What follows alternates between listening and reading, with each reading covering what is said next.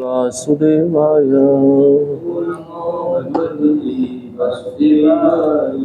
ओम नमो भगवते वासुदेवाय।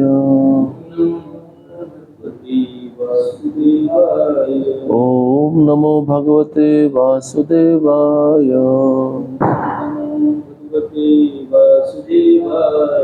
नारायणं नमस्कृत्यं नरं चैव नरोत्तमं देवीं सरस्वतीं व्यासं ततो जयमुदीरये। नष्टप्रायेषु भद्रेषु नित्यं भागवत सेवया भगवती उत्तमा श्लोके भक्तिर्भवति नैष्टिकी। कृष्णाय वासुदेवाय देवकी नंदनाय च नंदगोपकुमाराय गोविंदाय नमो नमः। ग्रंथराज श्रीमद् भागवतम दूसरा स्कंद अध्याय तीसरा श्लोक क्रमांक 17। आयुर्हर्ति वै पुंसाम् उद्यानस्तं च यन्नसौ तस्यर्थे यतक्षणो नीता उत्तमश्लोकवार्तया। आयुर्हर्ति वै पुंसाम् उद्यानस्तं च यन्नसौ तस्यर्थे यतक्षणो नीता उत्तमश्लोकवार्तया। आयुर्हर्ति वै पुंसाम् उद्यानस्तं च यन्नसौ तस्यर्थे यत्क्षणो नीतम् उत्तमश्लोकवार्तया।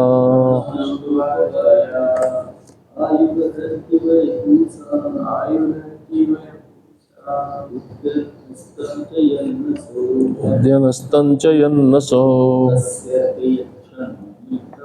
तस्यर्थे यत्क्षणो नीता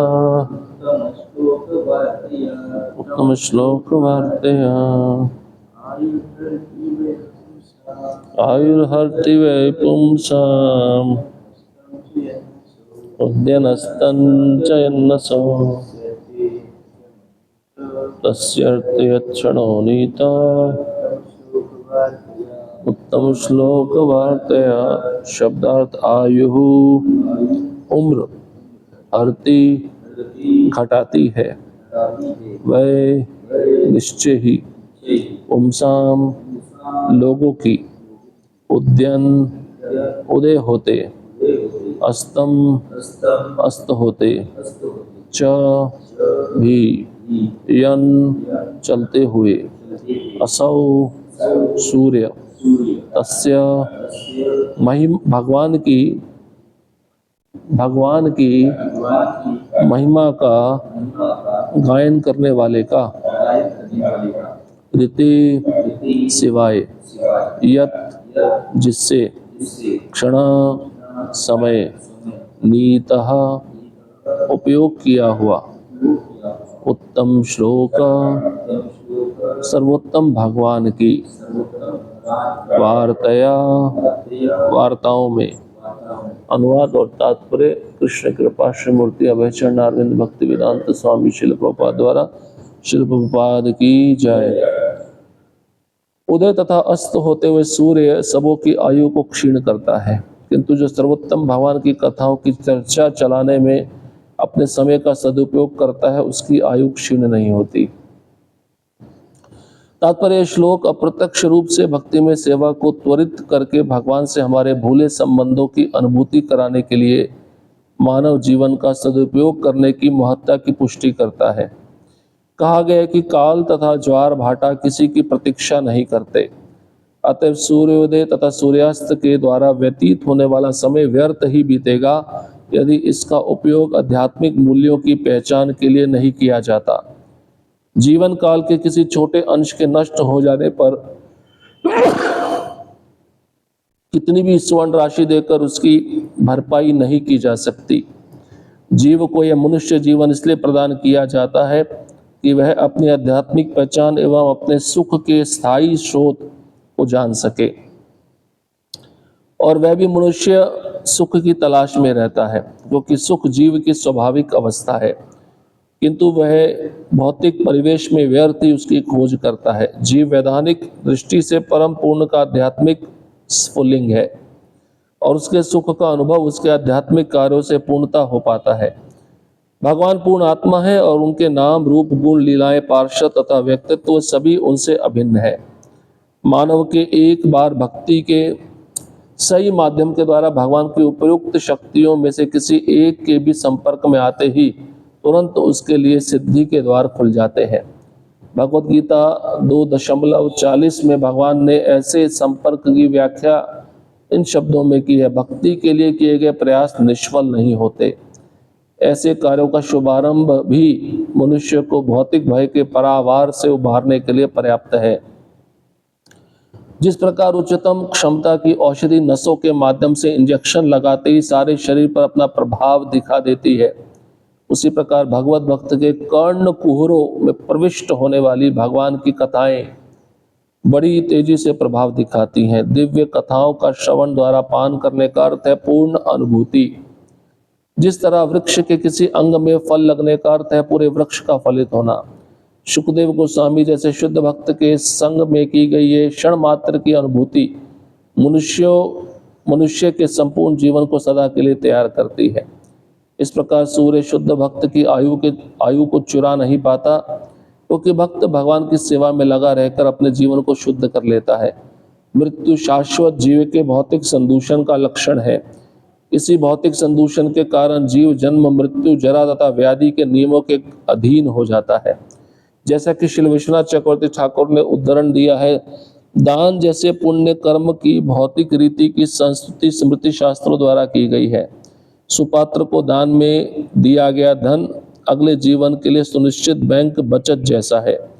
ऐसा दान ब्राह्मण को दिए जाने की संस्कृति है।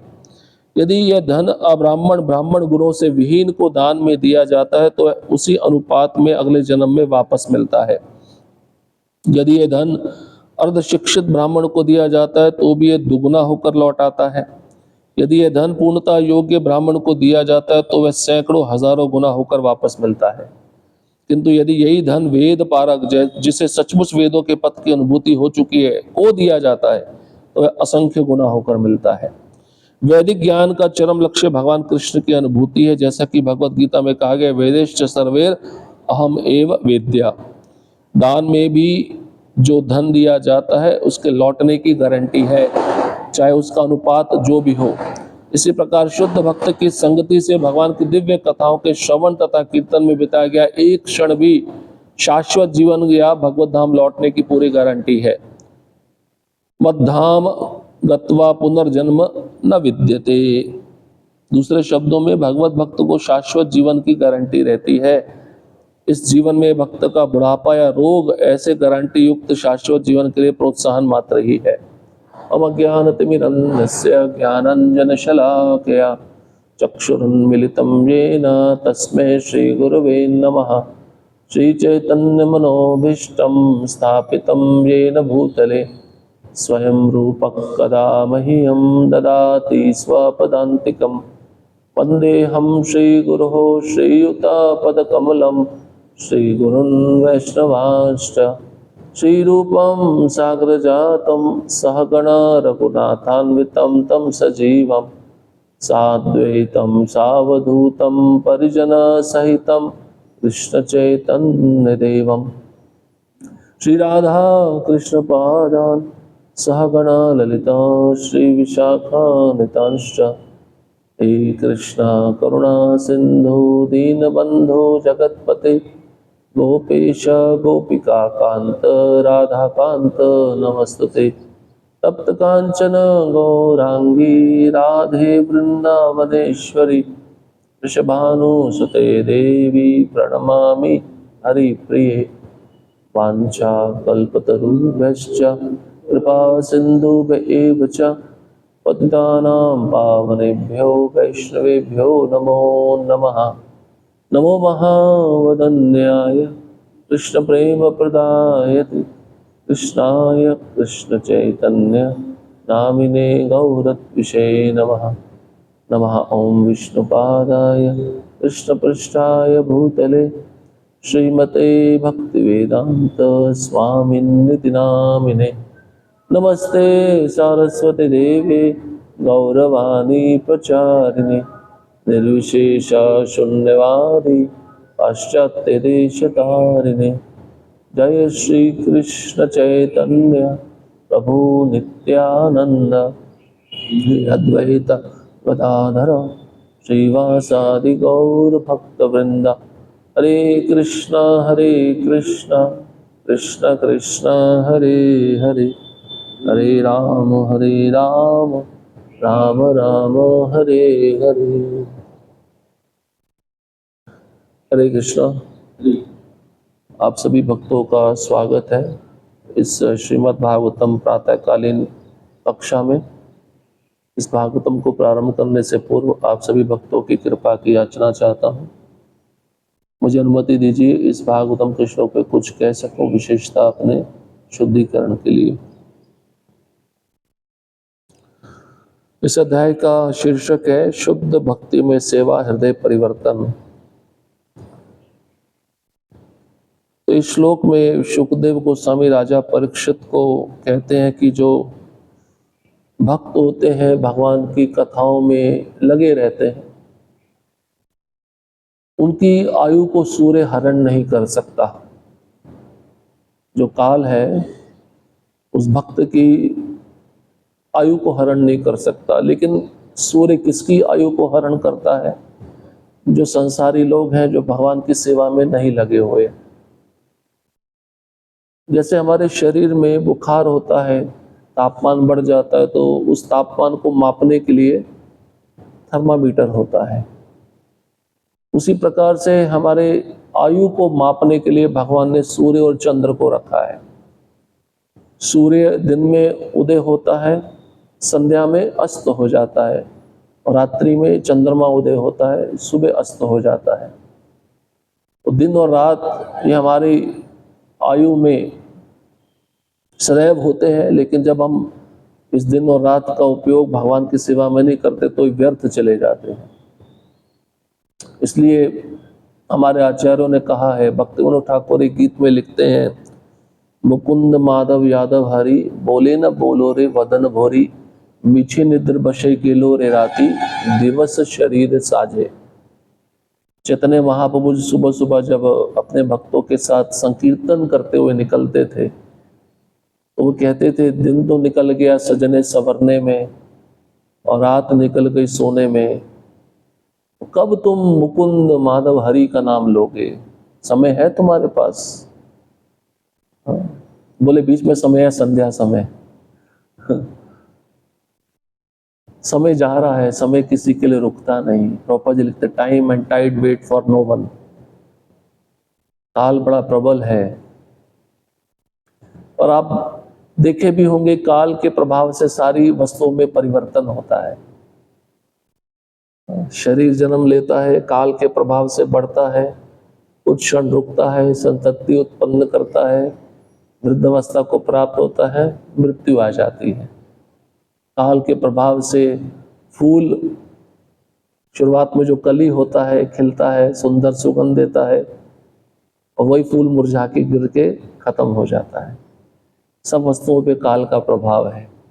काल सब वस्तुओं को क्षीण कर रहा है, लेकिन कितनी अद्भुत बात है, भक्त की आयु को क्षीण नहीं कर सकता, उसको अधिकार नहीं दिया गया। और फिर महाप्रभु कहते हैं, उदित तपन होइले अस्त दिन गेलो बोली होई बेव्यस्त तबे केने एबे आलस होए ना बज हृदय राजे। सूर्य उदय हो रहा है, अस्त हो रहा है, इसी में सारा जीवन बीत रहा है। तुमने आलस को त्याग आलस को ना त्याग कर अपने हृदय के राजा श्री नंद नंदन का भजन नहीं किया, तुमने क्या किया? मनुष्य जीवन इसी के लिए मिला है। लोग तो पागलों की तरह दौड़ रहे हैं पैसा कमाने के लिए, भोग करने के लिए। निद्रा हीते नक्तम वावायन चावावया दिवाचारते हया राजन कुटुंब भरने नवा। सुखदेव गोस्वामी किसी दूसरे स्कंद के पहले अध्याय में कहते हैं, वही बात है, दिवाचारते हया राजन, अर्थ पैसा, दिन में पैसा कमाना। निद्रा हियते नक्तम, वावायन, दो चीजें होती है रात में, निद्रा सोना, तो वावायन मतलब सेक्स, मैथुन। दिवाचारते हया राजन कुटुंब भरने नवा, इस कुटुंब का मैं भरण पोषण करने के लिए दिन भर पैसा कहाँ है पैसा कहाँ है दौड़ता रहता हूँ। दिन इसमें चला जाता है और रात निद्रा में चली जाती है, मैथुन करने में चली जाती है। इसलिए मैथुन शब्द में थू शब्द आया, थू धिक्कार है। एक गृहस्थ मेरे पास आए, जब उन्होंने क्रिया की तो मेरे को बोलते हैं क्रिया करने के बाद मुझे बड़ा बुरा लगता है। बुरा लगता तो करते क्यों हो फिर? संसार इसी के लिए बनाया। ये गुरु महाराज कहते हैं मिथुनी जगत है, मिथुनी जगत, ये मिथुनी का आगार है। तो बस डिपो का आगार रहता है ना, जहाँ पे बसें खड़ी होती है, मिथुनी का आगार है। प्रत्येक जीव इसी में लगा हुआ है। यही संस्पर्शजा भोगा दुख योने एवते। कृष्ण कहते हैं बुद्धिमान व्यक्ति इस स्पर्श सुख में रमण नहीं करता, ये दुख की योनि है, यही से दुख प्रारंभ होते हैं। हाँ, अगर संतान उत्पत्ति करना चाहते, उसको भक्त बनाना चाहते, दुख की योनि नहीं है, लेकिन इसको छोड़ के विचार अगर भोग करने का तो फिर दुख की योनि है। और ये काल जब बीतता है तो आप इसको करोड़ों करोड़ों पैसा देकर वापस नहीं ला सकते, एक क्षण भी वापस नहीं ला सकते। इसलिए चाणक्य पंडित कहते हैं अपने समय का सदुपयोग करना चाहिए। समय ही कृष्ण है।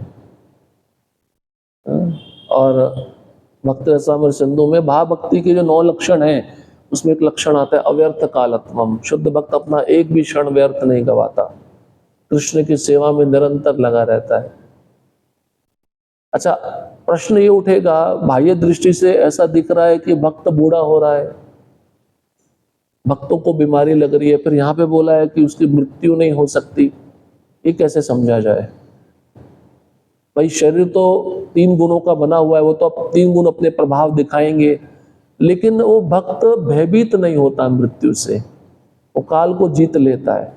और कोई व्याधि आ भी जाए तो उस व्याधि, उस बीमारी के जो लक्षण है उसको उसके शरीर पे प्रभाव नहीं दिखा पाते।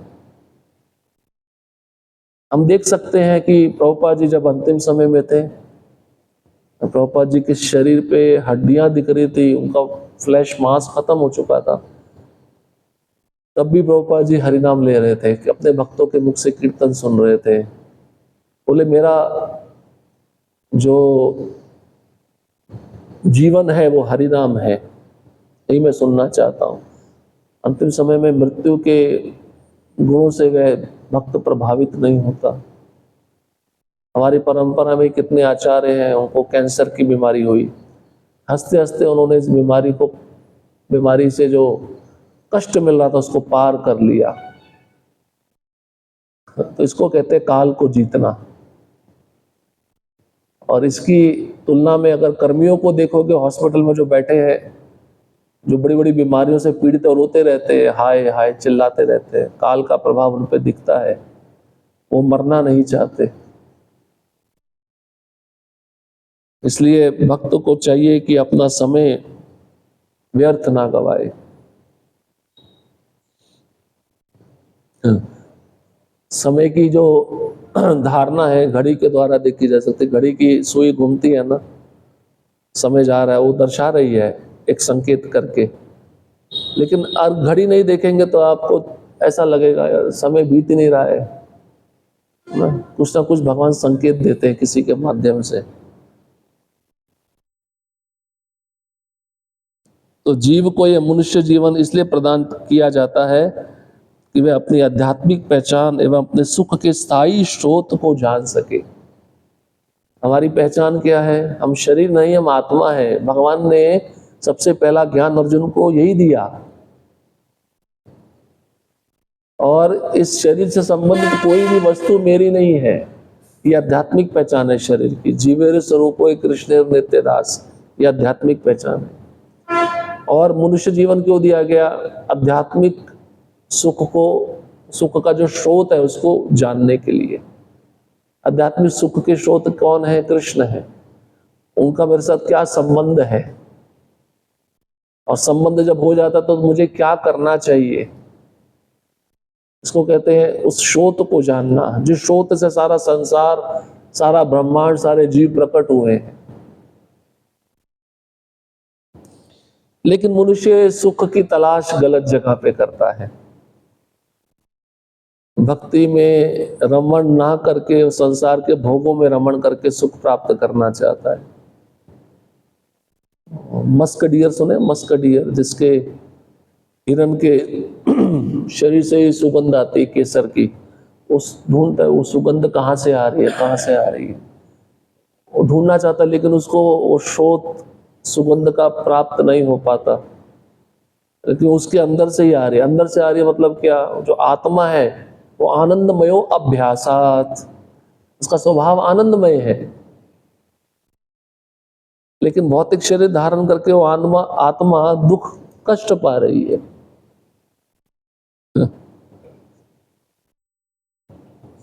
जीव की स्वाभाविक अवस्था आनंद प्राप्त करने की। ऐसे देखिए, कल रथ यात्रा हुई, जब भक्त गए बड़े खुश थे, बड़े आनंदित थे, आनंद में नाच रहे थे। जीव को हर समय आनंद चाहिए, प्रसाद में आनंद चाहिए, नाचने में आनंद चाहिए, भगवान का दर्शन करने में आनंद चाहिए। यही शाश्वत सुख है जीव का। ये जीव इस सुख से वंचित हो गया है।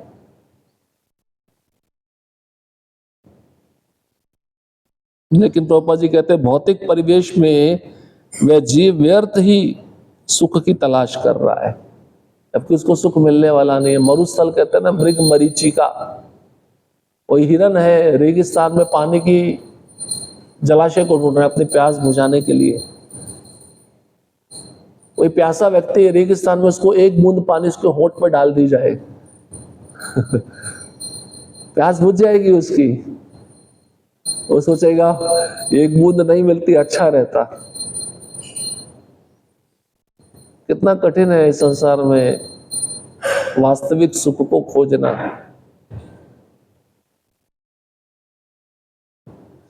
तातल सेई कते वारी बिंदु सम सुतमित रमनी समाजे। प्रभुपाद जी पंक्ति बोलते हैं, जीव संसार में अपने परिजनों में सुख देख रहा है, जीव इस संसार में धन में सुख देख रहा है, पद में सुख देख रहा है।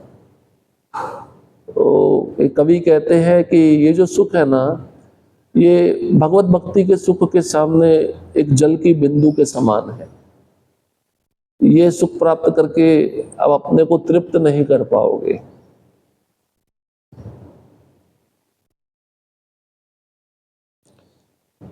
तो मनुष्य एक बार भी अगर भक्ति के सही माध्यम से भगवान की जो उपयुक्त शक्तियां हैं, नाम रूप गुण लीला, इन शक्तियों के किसी एक शक्ति के संपर्क में आता है, तो प्रभुपाद जी कहते हैं उसके लिए सिद्धि के द्वार खुल जाते हैं।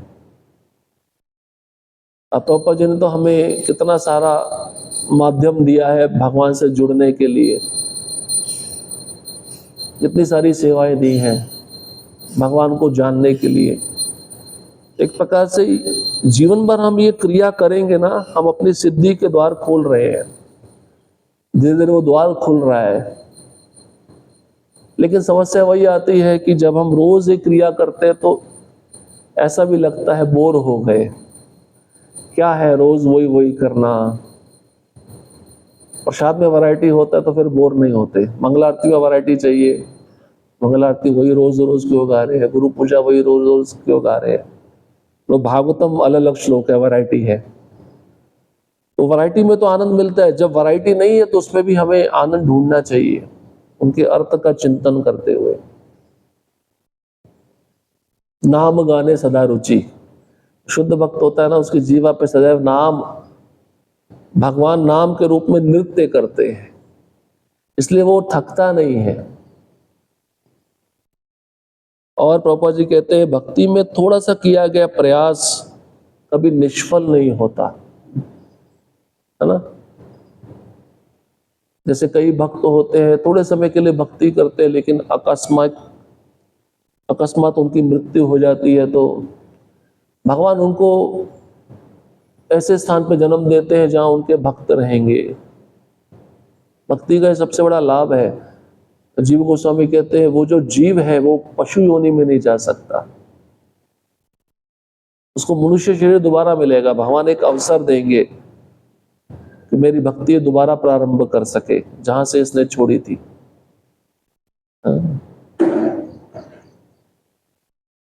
इसलिए भक्ति करते रहना चाहिए। तो प्रभुपाद जी इसके उदाहरण भरत महाराज बताते हैं, अजामिल बताते हैं। भरत महाराज ने किस प्रकार से हिरण का शरीर प्राप्त किया, अपने अंतिम समय में हिरण का स्मरण करके उनको पश्चाताप हुआ कि मैं भक्ति के भाव के स्तर पे आ गया था, लेकिन एक छोटी सी गलती मेरे से हो गई, अब उस गलती को मैं पुनः दोहराना नहीं चाहता। अब मैं प्रतीक्षा करता हूँ इस शरीर को मैं कब छोड़ूंगा, अब मुझे अगला शरीर जब मिलेगा उसमें मैं पूरी तरह से अपने मन को भगवान के चरण कमलों में लगाकर भगवत प्राप्ति करूंगा। ये उन्होंने करके दिखाया। जब जड़ भरत के रूप में आए वो कैसे रहते थे, भगवान पे पूरी तरह आश्रित। उनके सौतेले भाई थे, उनके साथ अच्छा व्यवहार नहीं करते थे। कुछ भोजन बना हुआ है और भोजन तो वे स्वयं खा लेते थे, लेकिन जो जला हुआ नीचे रह जाता है उसकी जो खुरचन होती है वो निकाल के जड़ भरत जी को देते थे और बड़े प्रेम से वो खाते थे। तो ये मेरे लिए है, किसी प्रकार का शिकायत नहीं था उनके मन में। अब भाई बोलते थे रात में खेती का रखवाली करना है तो खड़े हो जाओ, तो खड़े हो जाते थे। रात में वर्षा हो रही है, आंधी चल रही है, खड़े हैं, मेरे लिए यही सेवा है।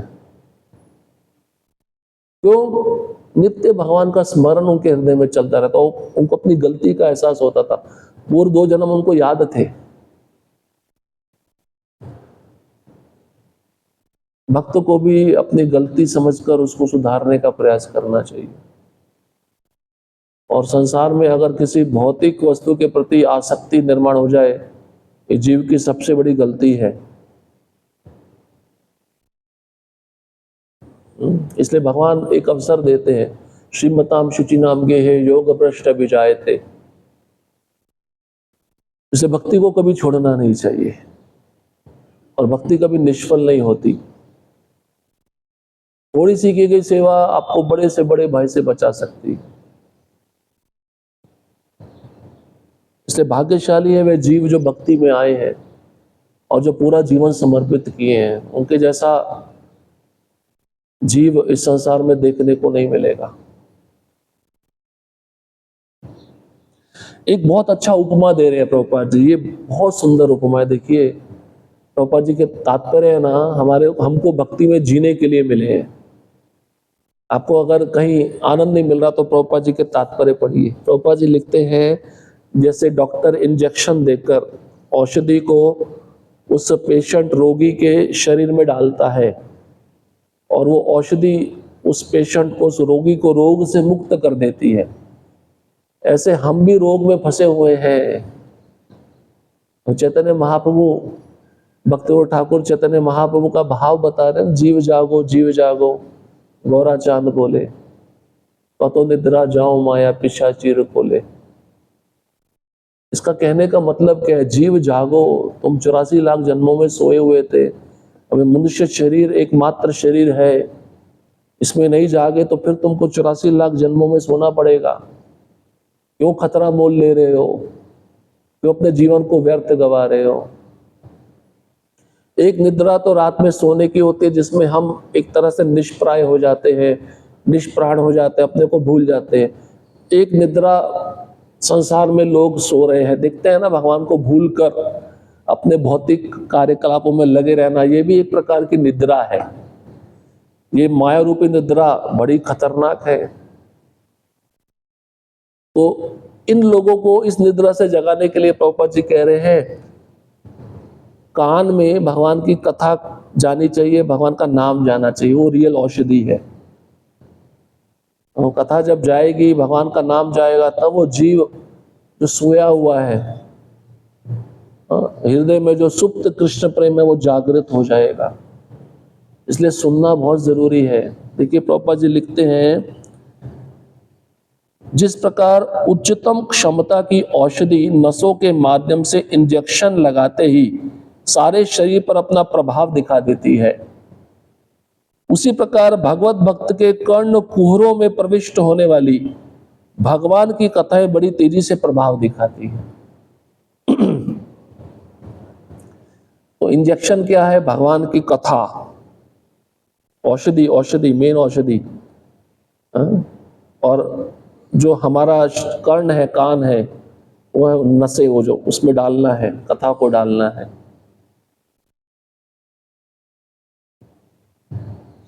दिव्य कथाओं का श्रवण द्वारा पान करने का अर्थ है पूर्ण अनुभूति। जिस तरह वृक्ष के किसी अंग में फल लगने का अर्थ है पूरे वृक्ष का फलित होना। उदासी पुत्र थे ना नारद मुनि पूर्व जन्मों में, भक्तों के मुख से उन्होंने कथा का श्रवण किया। बोले उस संग के माध्यम से जब मैं उनके मुख से कथा श्रवण करता था, मेरा रजोगुण तमोगुण नष्ट हो गया, मैं पूर्ण रूप से सत्वगुण में स्थित हो गया। और व्यास देव जी को अपना अनुभव बता रहे हैं कि मैं आज अभी इस स्थिति में जो आपके समक्ष उपस्थित हूं, उसके कारण वो शुद्ध भक्तों का संग है। उनकी मैंने सेवा भी की, उनके मुख से मैंने श्रवण भी किया, उनसे मैंने मंत्र भी प्राप्त किया, उनका उच्चिष्ट भी ग्रहण किया। प्रभुपाद जी बताते शुद्ध भक्त का संग कितना दुर्लभ है। एक क्षण का संग अगर शुद्ध भक्त का प्राप्त हो जाता है, तो जो संग प्राप्त कर रहा है उसके मन में भौतिक मोक्ष की कामना भी जागृत नहीं होगी। भौतिक मोक्ष मतलब भगवान में विलीन हो जाना, वो इच्छा भी नष्ट हो जाती है। तो फिर संसार का जो नश्वर पदार्थ है, नश्वर वरदान है, भक्त उसके बारे में तो कभी याचना करेगा ही नहीं। कितनी अद्भुत बात है। इसलिए कहते हैं साधु संग, साधु संग सर्वशास्त्र कहे, लव मात्र साधु संगे सर्व सिद्धि है। ढूंढना चाहिए संग, कहाँ अच्छा संग मिल रहा है, कौन भक्त गंभीर है, उसके संग में रहकर हमें अपने जीवन को सुधारने का पूरा प्रयास करना चाहिए। प्रभुपाद जी ने हमें बहुत अच्छा माध्यम दिया है भगवत धाम जाने का। सुखदेव गोस्वामी जैसे शुद्ध भक्त के संग में की गई क्षण मात्र की अनुभूति मनुष्य के संपूर्ण जीवन को सदा के लिए तैयार करती है। Preparation of the life time. जैसे प्रभुपाद जी ने भक्ति सिद्धांत सरस्वती ठाकुर महाराज का एक क्षण का संग पाया, प्रभुपाद जी ने पूरा जीवन तैयारी की भगवत धाम जाने की। प्रभुपाद जी के शिष्यों ने प्रभुपाद जी का संग प्राप्त किया, कईयों ने ज्यादा किया, कईयों ने कम किया, लेकिन वो भी तैयारी कर रहे हैं और जा रहे हैं भगवत धाम। और भागवतम में वर्णन आता है, सूत गोस्वामी कहते हैं मेरे को तो दुगना लाभ हुआ, मैं तो सुखदेव गोस्वामी के मुख से भी सुना भागवतम। सूत गोस्वामी ऐसा शौनक आदि ऋषियों को कहते हैं। बोले वो भागवतम सुनने से, उच्च भक्त का संग प्राप्त करने से मैं निम्न कुल में जन्मा हूं, शंकर जाति में जन्मा हूं, वो दोष से मैं मुक्त हो गया, कलमश से मैं मुक्त हो गया।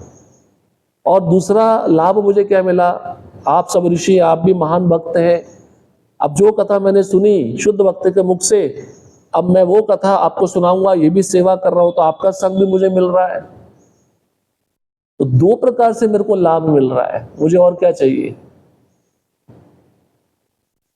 ये जीव को समझ लेना चाहिए, भगवान का नाम, भगवान की कथा ही उसका लाभ करेगी। संसार में दूसरा कोई औषधि नहीं है मृत्यु, जन्म मृत्यु के चक्र से बचने के लिए। ये समझना पड़ेगा। और आप देखिए हमारी संस्था में जो भक्त लंबे समय तक, अंतिम समय तक टिके हैं, तो वो श्रवण में कितने गंभीर हैं, अध्ययन में कितने गंभीर हैं, इसी से पता चल जाता है। कभी कभार आचार्यों को हम देखते हैं ना, प्रसाद लेते समय वो कहते हैं आप पुस्तक पढ़िए, प्रसाद लेते लेते भी सुनना चाहते हैं। इसका मतलब उन्होंने पूरा जीवन इस क्रिया पे बहुत एकाग्रचित होकर कार्य किया है।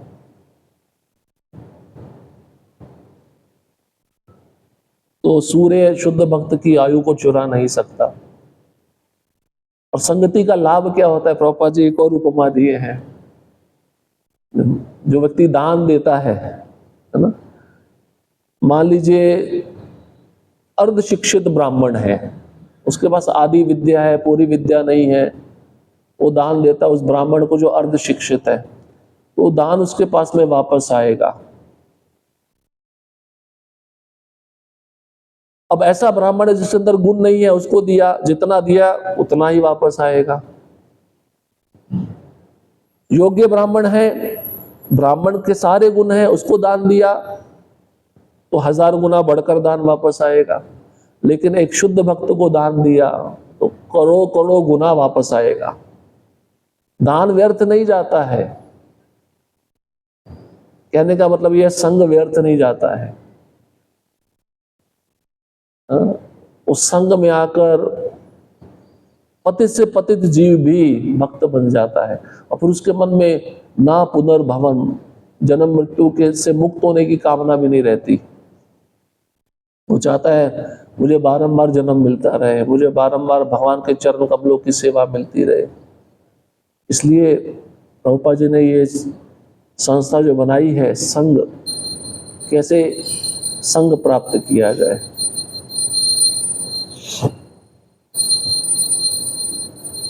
तो संग लेना चाहिए, लेकिन संग सुनना भी चाहिए और उनके दी हुई शिक्षाओं को अपने जीवन में पालन भी करना चाहिए। इसको कहते हैं रियल संग।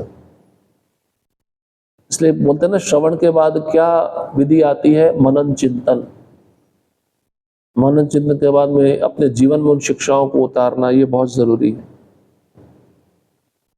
इसलिए हमें प्रयास करना चाहिए। हमें मनुष्य जीवन जो मिला है ना, वो क्षणिक समय के लिए मिला है। हमारा जीवन बहुत ही अल्पकाल के लिए है। परीक्षित महाराज ने अपने 7 दिन कैसे बिताए, पूरी तैयारी की, 7 दिन में ही तैयारी कर लिया था भगवत धाम जाने का। तो प्रभुपाद जी कहते हैं 7 सेकंड भी पता नहीं है मृत्यु आएगी किस समय आएगी, तो हमें उससे पहले अपना तैयारी पूरा करके रखना चाहिए। इसलिए प्रभुपाद जी हमेशा कहते हैं हर एक को अपना विमान अकेले ही उड़ाना पड़ेगा, लेकिन उससे पहले आपको तैयारी करने का मौका दिया जाएगा। आप कितने गंभीर हो इसी पे निर्भर करेगा कि आप विमान उड़ा सकते हो या नहीं उड़ा सकते। विमान उड़ाने का मतलब क्या है, मृत्यु के समय कृष्ण का स्मरण करना। अगर आपने शिक्षण अच्छे से लिया है, ट्रेनिंग अच्छे से ली है विमान को उड़ाने की, तो कोई समस्या नहीं है। परीक्षा मृत्यु के समय होगी, उस समय आपको याद आ जाएगा, अंते नारायण स्मृति ही। लेकिन जब पूरा जीवन भक्ति अच्छे से नहीं किया, जैसे प्रभु जी बताते हैं सच्चिदानंद को घास काटा, फिर अंतिम समय में विमान नहीं उड़ पाएगा, नहीं उड़ पाएगा।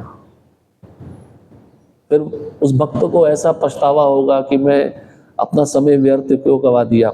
बाहर के लोग तो अपना समय व्यर्थ गवा ही रहे, भक्त भी व्यर्थ गवाते हैं समय, भक्ति में गंभीर ना होके वो भी अपना समय व्यर्थ गवा रहे हैं। पता है समय बर्बाद जा रहा है, लेकिन उस पर ध्यान ना देना। इसका मतलब क्या है, पश्यन्नपि न पश्यति, देखकर भी अनजान हो जाना। बाजू वाला मर रहा है, मैं भी मरूंगा, लेकिन नहीं नहीं मैं नहीं मरूंगा, वो मर रहा है तो ठीक है। देखते हुए भी ऐसा समझना भाई मैं तो शाश्वत हूं, देखकर भी ना देखना, ये गलती हमें नहीं करना है। आप सोचिए, प्रभुपाद जी कहते हैं भरत महाराज को एक गलती के लिए 3 जन्म लेने पड़े, तो हम कितना गलती कर रहे हैं। उनको अपनी गलती का एहसास दूसरे शरीर में जाके हुआ जब हिरण का शरीर मिला। हमको हमारी गलती पता भी चलती नहीं, और कोई बताए तो गुस्सा हो जाता है व्यक्ति। विडंबना है। कोई गलती बता रहा तो उसका शुक्रिया अदा करो, धन्यवाद दो। बहुत पश्चाताप हुआ था। आप पश्चाताप वाले श्लोक हैं 5वें स्कंद में भागवतम के, पढ़िए। मैं भाव भक्ति के स्तर पे आ गया, ये मैंने क्या कर दिया, कैसे जाऊंगा भगवान के पास वापस। बोले अभी शरीर तो छोड़ना पड़ेगा। अब उसी कालंजर पर्वत पे पलस्त्य मुनि के आश्रम में वो बिना खाए पिए रहने लगे, कभी शरीर छूटे। शरीर छोड़ना भी आसान नहीं होता है। उस शरीर से आत्मा निकली, फिर ब्राह्मण कुल में जन्म लिए जड़ भरत के रूप में। समझ गए, अब ये अच्छा अवसर दिया भगवान ने। अब गूंगे की तरह रहना है, बहरे की तरह रहना है। गूंगा बहरा मतलब व्यर्थ की बातें नहीं करनी है, व्यर्थ की बातें नहीं सुननी है, मतलब ये है। तो भक्त को गूंगा बहरा नहीं रहना चाहिए, कृष्ण की कथा करनी चाहिए, कृष्ण के बारे में सुनना चाहिए। ये भक्त का गूंगा बहरा रहने के समान है। इसलिए भगवत भक्त जब संग में आए तो कथा होनी चाहिए भगवान की, विषय कथा है। और सुनने वाले को उत्सुक रहना चाहिए, बोलने वाले को शुद्ध भक्त होना चाहिए, विद्वान होना चाहिए, और विषय भगवान की कथा होनी चाहिए। बस तब जीवन फलीभूत होगा, तब सफल होगा। तो बहुत सुंदर श्लोक है। आयु का हरण हो रहा है सबका, लेकिन हम सौभाग्यशाली है, सूर्य हमारी आयु का हरण नहीं कर रहा। जो भगवान की कथा सुनने में लगे हुए हैं, जो भगवान की सेवा में लगे हैं, सूर्य का अधिकार नहीं। क्योंकि सूर्य किसकी आज्ञा का पालन कर रहा है? भगवान की आज्ञा का। लेकिन भगवान ने सूर्य को बोला तुम मेरे भक्तों का आयु हरण नहीं कर सकते, तुमको मैं शक्ति नहीं दे सकता। भगवान अपने भक्त से कितना प्रेम करते हैं। और कृष्ण बोले भी ना भगवद गीता में, कौनते प्रति जानहि नामे भक्ता प्रणश्यति, मेरे भक्त का नाश नहीं होता। ऊपर से दिखेगा भक्त बूढ़ा हो रहा है, बाल सफेद हो रहे हैं, लेकिन उसका जो मन है वो कृष्ण के चिंतन में लगा, इसलिए काल उसको नहीं पकड़ सकता। ठीक है। हरे कृष्णा कृष्णा कृष्णा हरे हरे, हरे राम राम राम हरे हरे। किसी का कोई प्रश्न, कोई कुछ कहना चाहता है? बहुत सुंदर श्लोक है आगे के। यस जैसे कि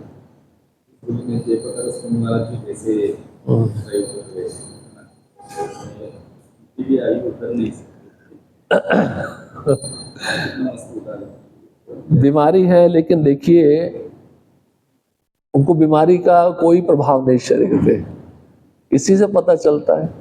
अटलांटा में गए थे, कितने आईसीयू में थे, अभी इंडिया है,